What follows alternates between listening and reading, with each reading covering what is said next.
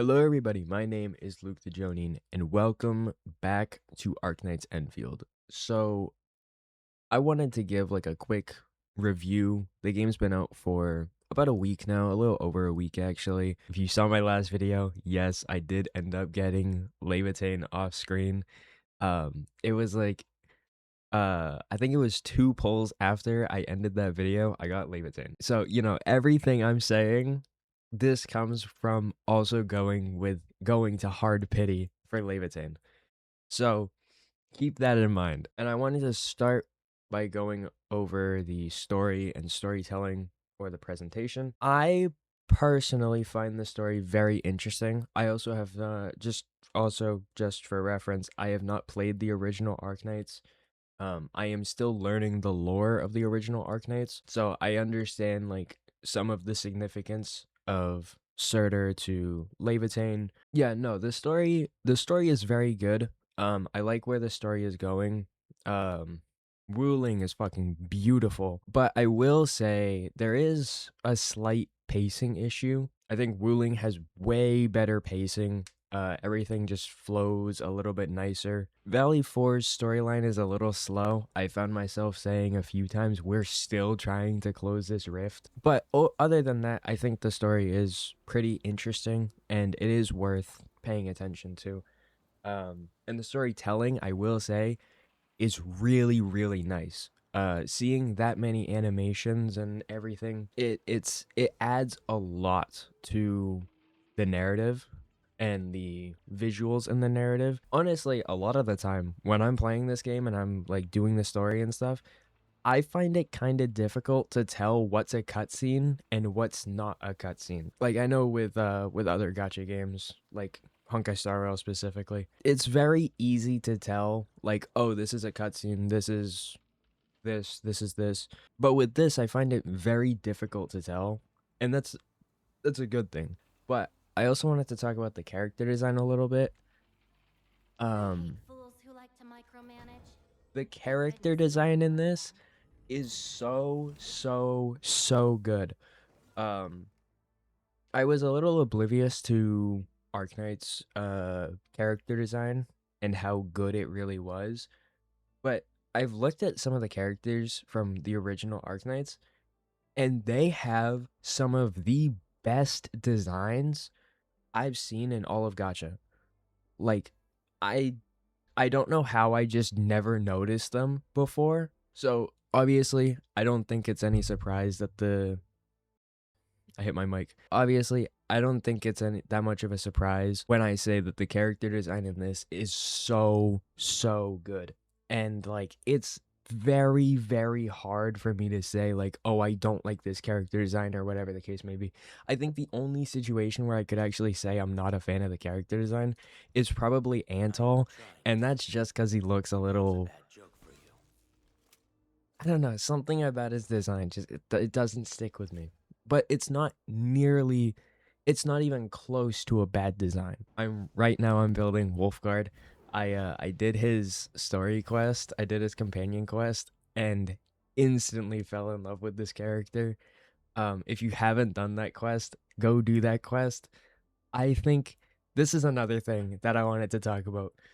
But this leads perfectly into it. The voice acting in this game is so cool. I love the voice acting. Um, Wolfguard having Italian lines back and forth with his sister Rossi is so cool, and I will never get over how cool that is. I love when studios and stuff like that, they allow actors to keep their accents when they're playing a character. The next thing I wanted to talk about is the graphics. Um, as you can see in the background, I'm in Wuling. It's raining right now, and you can actually see water droplets on the character's clothing. Obviously, there's some characters where it's more pronounced. It's usually characters that have like a full like bodysuit or whatever. And another thing that actually leads perfectly into that is optimization and performance. So I don't have like a really, really good PC. Like I have a PC and it gets me by in most things. Like, I'm gonna be able to play Resident Evil 9 when it comes out, but am I gonna be able to play it on max graphics? Probably not. Even still, this game runs really well. I mean, like, I've had a few times where, like, I've had frame loss or whatever, or maybe a couple stutters here and there, or whatever. But even on hard drive, it runs fairly well. You will just run into a few hiccups here and there. And I'm surprised at how well it runs on mobile as well. I tried to play this on my iPhone 13. I think I was running it at medium graphics, 120 FPS. It might have been low, but either way, it was lower medium, 120 frames per second, and it was 60 frames per second, and it was running really, really well. I think it's just really impressive and deserves a lot of praise because we're in a period of time where studios don't really care about optimizing their games well. You know, the download size is like 175 gigabytes, and like it's taking up my entire hard drive because the devs just don't want to compress the files or whatever the case may be, right? And I think I want to say Enfield is 75 gigabytes on PC and 45 on mobile. Another thing, the combat and team building has been a lot of fun to learn, at least for me specifically. I hate Um fools who like to micromanage. Thank the goodness way you're that not one of them. the way that I've been trying to learn how certain team comms work is mainly prioritizing the combo skill. The combo skill is like the bread and butter of the combat in this game. So like if you're not getting those combo skills, you're not actually like playing the combat as effectively as you could be. I don't think anyone's going to be saying that Enfield is like the Dark Souls or Elden Ring of gacha games or anything like that, but like the combat is generally difficult to like learn good rotations and stuff. The biggest thing that people are complaining about in this game is the factory system. Um so I believe I said this in my polling video, but I have not played factory builders before. Um I checked and I have 2 hours of playtime on Factorio from 2016, and I never played the game again. Learning the factory in this game has been so easy because they streamline so much of the information to you. Yes, it can be a little boring. I at no point did I feel like I was like, "Oh, I don't have to do this tutorial or whatever." Because like sure there was some stuff that I didn't know exactly how to do, but like and I had like the general idea of how to do, but then doing that tutorial, I usually learned that I could do something else with this thing. So I will say, even though there's a lot of tutorials, and I know that they added it so now you can actually just skip the tutorials and get the rewards if you already know how to do the factory building stuff, which is good. I do like that they did that. And they rolled it out pretty quickly. I want to say that came out around like day 5 of the game coming out. I personally like that the factory system is so like hands on where to do exploration stuff you have to do stuff with the factory, right? To do uh gearing you have to do stuff with the factory. To do a lot of stuff, like everything is tied to the factory. But I do have one complaint about the factory. Everything in this game uses sand leaf. If you don't have sand leaf you can't do anything, and it is the most like it I have one of my bases has like 4 different farms just for sandleaf, and even still it's being worked to the bone, like every single time without fail. So I mean, if I really had to complain about one aspect of the factory system, it would be everything needing sandleaf. Especially since Sandleaf you get like basically just before, this is kind of spoilers, but you get Sandleaf like basically just before you go into Wuling. Next up is progression and gearing. So as it currently stands, I am level 53. I'm about halfway through level 53.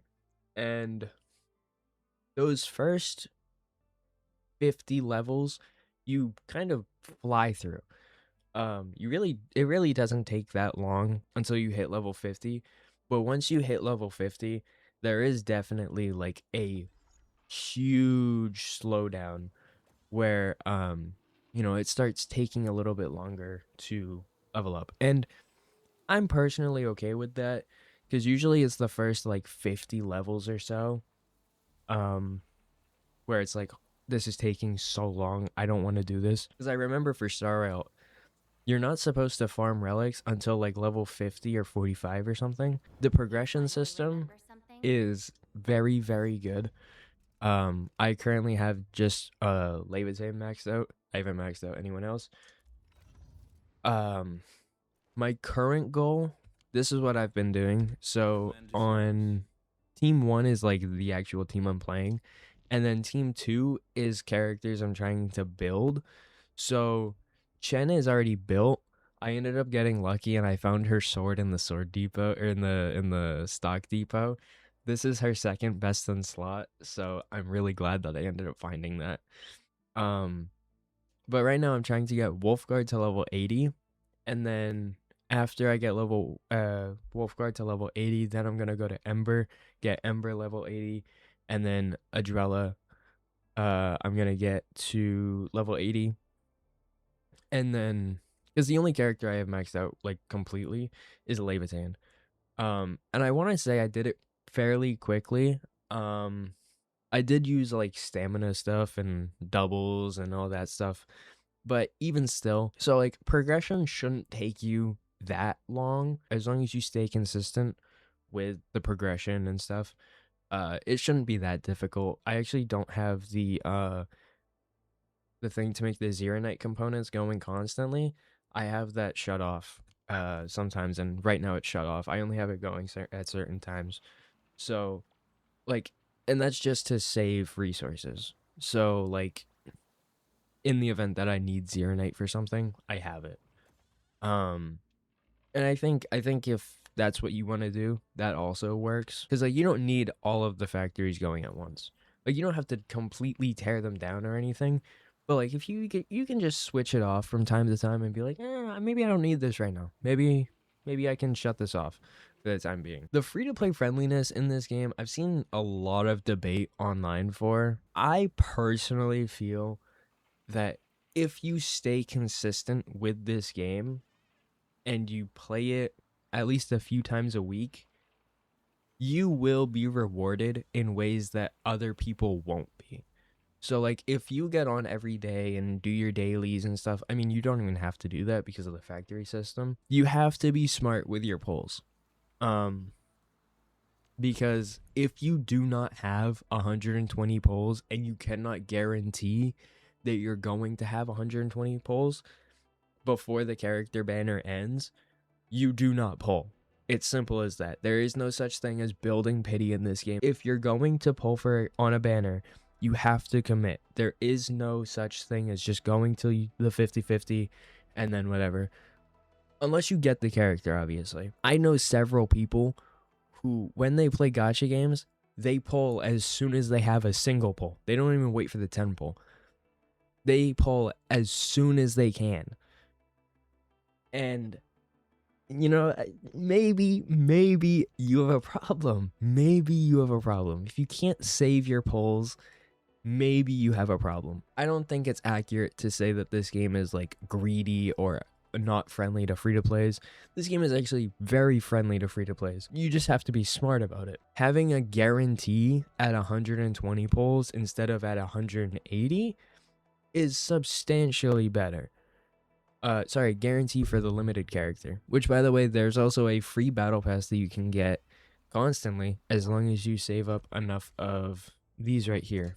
As long as you save up enough of these right here and you finish the battle pass every time that you buy with this currency, you can constantly get that battle pass again and get a free 6-star weapon every every patch. Also, I heard that in the original Arknights, you can also use this currency to buy skins. The way that I look at it is if you are in this game for the long haul, like if you're gonna be playing this like long term, um, even if you're like cheap to play, maybe you spend like a monthly pass or something, or maybe you spend like $5 for like the monthly pass, or maybe $12 for the battle pass.